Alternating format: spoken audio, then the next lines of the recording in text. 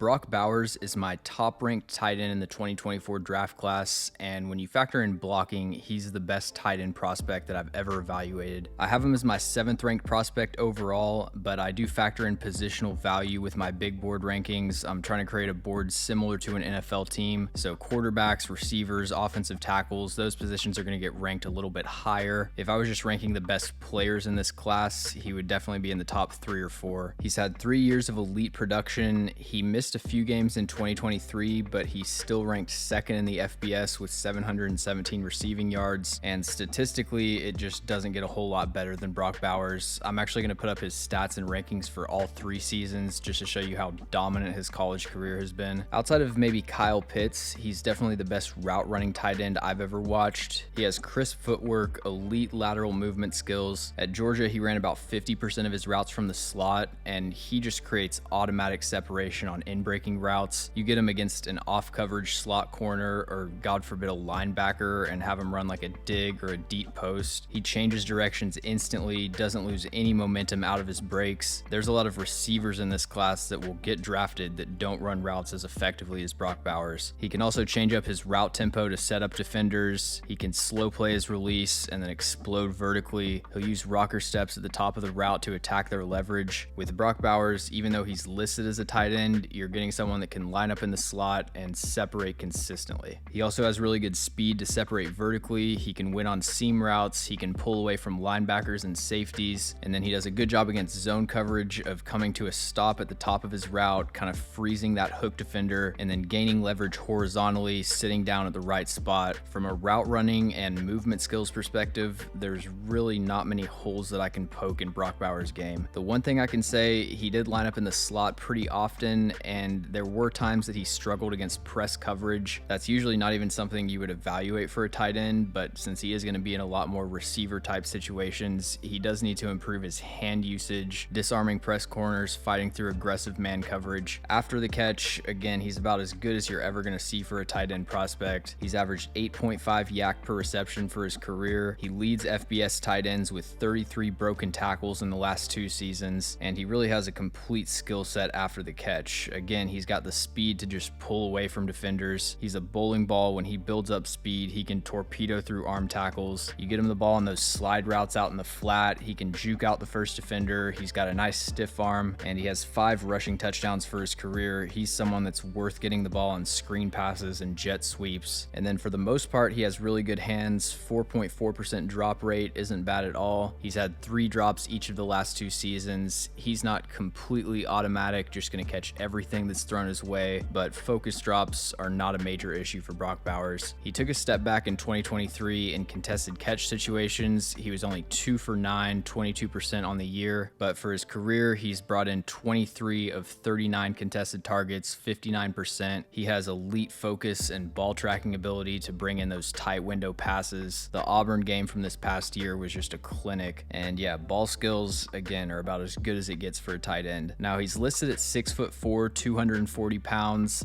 I would just eye test, have him a little bit shorter than that. And he doesn't have the biggest catch radius. So as far as being this elite red zone target, I'm not sure that's really his game. As you'll see, pretty much every weakness I have for Brock Bowers comes down to size. But if he just had a bigger frame, I think he could be more effective high pointing the ball, winning over taller defenders. And then what really ties Brock Bowers together as a prospect is what he adds as a blocker. He's an excellent blocker when you get him out on the move on linebackers and defensive backs. He can clear the alley on screen passes. He gets his hands inside, stays attached, drives his legs, really good target location in open space. So I have no questions about his ability to excel as a blocker in that second move tight end role in the NFL. But he's also surprisingly really effective blocking defensive ends. On pin pull, he can wash a 5 technique completely out of the play. He's had multiple pancakes and dominant displacement blocks on 280-pound defensive ends. For an undersized tight end, what he's able to do as a blocker blocker is truly special. I did think his blocking tape was slightly more impressive in 2022. The TCU game in the national championship and then the LSU game in the conference championship were probably his two best run blocking tapes that I watched, but he was still a good run blocker last season, 21st highest PFF run blocking grade for whatever that's worth. The main question is just how much potential does he really have as an inline blocker in the NFL? At some point, the size disparity and physical limitations will translate to what happens on the field. It didn't really in college, but I'm not sure how confident you can be that he's going to hold up one-on-one against some of these huge base defensive ends, but it's not like there's a bunch of tight ends every year that excel in those situations. Compared to most tight ends, Brock Bowers' blocking is definitely a plus. And then the only other negative is that he had 2 fumbles last year, but he didn't have any in his first 2 seasons, so I'm expecting that's just an outlier. Overall, he's one of the best players in this class, pretty clean evaluation. The only thing that's going to negatively affect his draft stock is positional value and how many teams actually need a tight end. Filling out mock drafts, it can be kind of tough to find a landing spot for him in the top 10 with how many teams need quarterback, receiver, offensive tackle. But for me, once the top 3 receivers go off the board, I'm just viewing Brock Bowers as a pass catcher. And even if you don't have a huge need at tight end, I still think he's going to be an immediate upgrade to your passing game. Thanks for watching. If you enjoy the video, make sure to like and subscribe. If you want to see my entire draft board as a filterable interactive table, I've got that up at atozsports.com. The link to that is in the description. And let me know in the comments any other NFL draft prospects that you'd like me to cover.